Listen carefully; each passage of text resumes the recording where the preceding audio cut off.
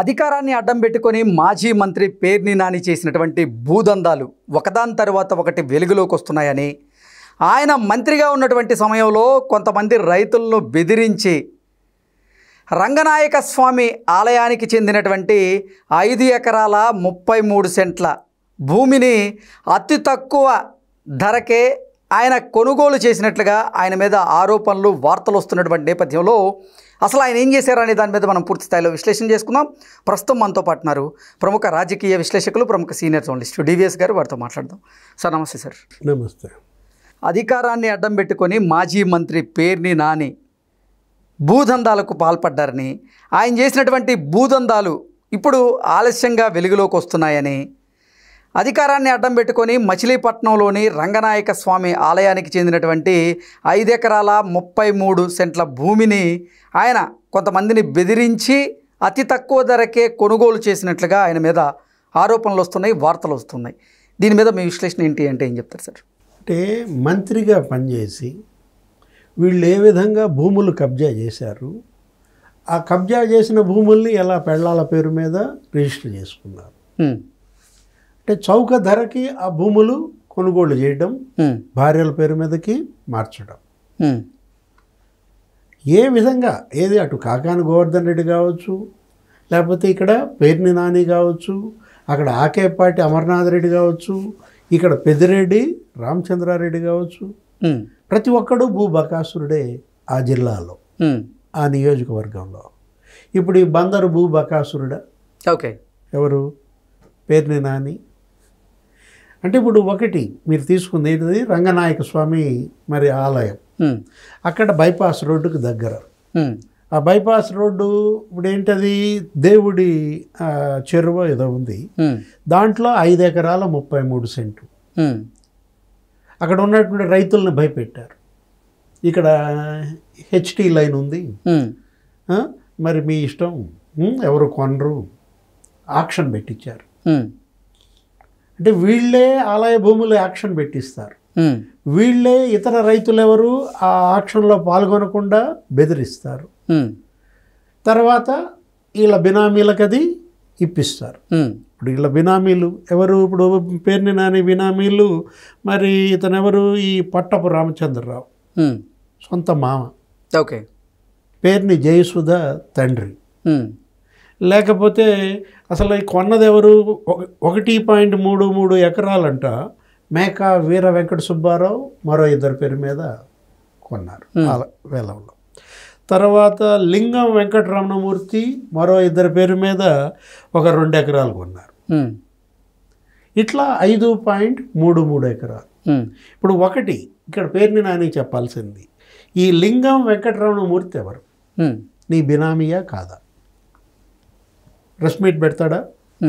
ఇప్పుడు ఈరోజు వచ్చినటువంటి ఈ ఐటెం పైన అతను స్పందిస్తాడా? అతను కనుక నీ బినామీ కాకపోతే మరి అతని దగ్గర 500 గజాలు నీ భార్య ఎలా కొన్నది, నీ మామగారు ఎలా కొన్నారు? జయసుధ ఒక 250 గజాలు, తర్వాత అతని మామ ఏంటి ఆయన పేరు? పట్టపు రామచంద్రరావు 250 గజాలు. ఫలానా అక్కడ ఏది 2022 డిసెంబర్ 12న రిజిస్ట్రేషన్. ఎవరున్నారు అప్పుడు ముఖ్యమంత్రిగా? 2022 డిసెంబర్లో జగన్మోహన్ రెడ్డి. తర్వాత ఇంకొక 500 గజాలు 2023 మార్చిలో రిజిస్ట్రేషన్ అతని దగ్గరే. ఎవరు? ఆ వెంకటరమణమూర్తి. ఓకే.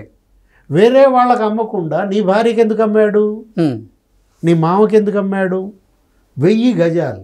అంటే ఆ వెంకటరమణమూర్తి పేర్ని నాని బినామీ. ఇక్కడ స్పష్టంగా కనపడుతోంది. 5 ఎకరాల 33 సెంటు. ఆక్షన్లో జనరల్గా మార్కెట్ రేటే అక్కడ ఎంత ఉంది? మామూలుగా గజం 5-6 వేలు, కానీ వీళ్ళు కొన్నది 1000 రూపాయలకి. ఓకే. 1200కి. అసలు ఇప్పుడు ఎంతో తెలుసా అక్కడ గజం? సార్ 50-60 వేలు. ఓకే.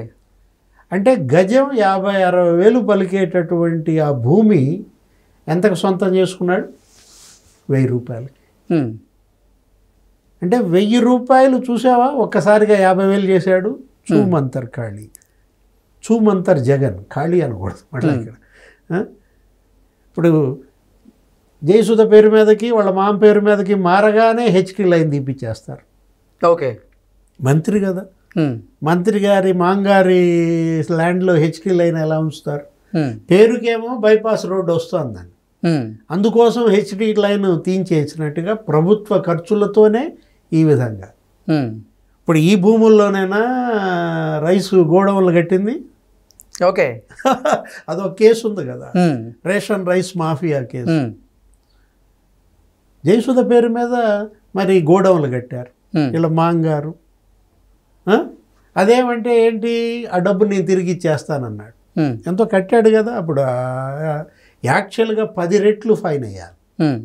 మామూలుగా రేషన్ డిపో డీలర్, మామూలు డీలర్ కనుక అయినట్టయితే అతను చేసిన మిస్ప్రిజంకి, చేసిన మిస్ప్రిజం కన్నా కూడా 10 రెట్లు ఫైన్ వేస్తారు. కానీ ఇతను మరి గొప్పవాడు కదా, మంత్రి కదా, ఏదో ₹1 కోటి 1,70,00,000తోనే ఏమో సరిపెట్టినట్టున్నారు. అంటే ఒక్కొక్కటి కదిలిస్తే కథలుగా బయటకు వస్తున్నాయి. ఇప్పుడు 15 నెలలు అయింది, ఇది ఇప్పుడు బయటకు వచ్చింది. అంటే ఓడిపోయి 15 నెలలు అయినా నీకు పుట్టలో పాములు బయటకు వచ్చినట్టు వస్తున్నాయి వీళ్ళ భూ కబ్జాలు. అతను ఒకడున్నాడు, ఆకేపాటి అమర్నాథ్ రెడ్డి. అతను ఇప్పుడు ప్రజెంట్ ఎమ్మెల్యే రాజంపేట వైసీపీ. ఆయన మరీ చిత్రమైన కేసు, నీకు తెలుసో లేదో. అతనేంటి అక్కడేదో బీసీ కాలనీ అన్నాడు, వాళ్ళకేదో పట్టాలు ఇప్పిస్తున్నాను అన్నాడు. ఓకే.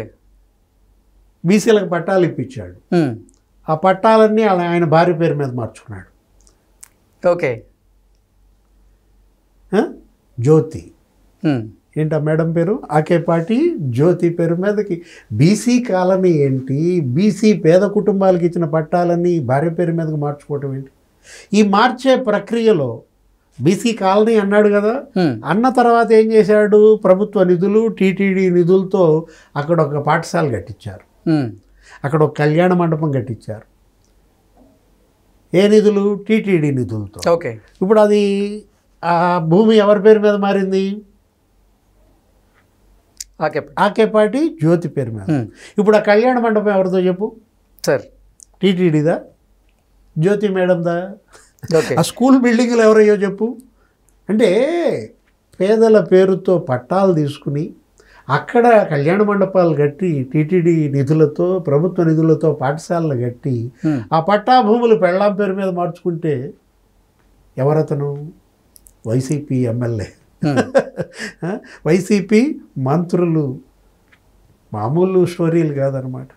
ఏమంటారు వీటిని? జగన్మోహన్ రెడ్డి బేతాళ కథ అంటాడా? ఓకే. ఆయన ప్రతిదీ బేతాళ కథలు సృష్టిస్తున్నారంటాడు. ఏది ఆ లిక్కర్ స్కామ్లో సిట్ అంట బేతాళ కథలు సృష్టిస్తోందంట. కసిరెడ్డి రాజు 92 ఎకరాలు కొన్నాడా లేదా? షాబాద్ మండలం హైదరాబాద్లో మద్యం ముడుపుల డబ్బుతో. ఈయనెవరు? చెవిరెడ్డి భాస్కర్ రెడ్డి. తిరుచానూరులో అదెవరు అర్చకుడి భార్య పేరు మీద మరి 3 ఎకరాలంట. తన 6 కంపెనీల పేరు మీదకి అది కొనడం, వాళ్ళకేదో 24 లక్షలు ఇచ్చాడంట. దాని ఖరీదు 36 కోట్లు.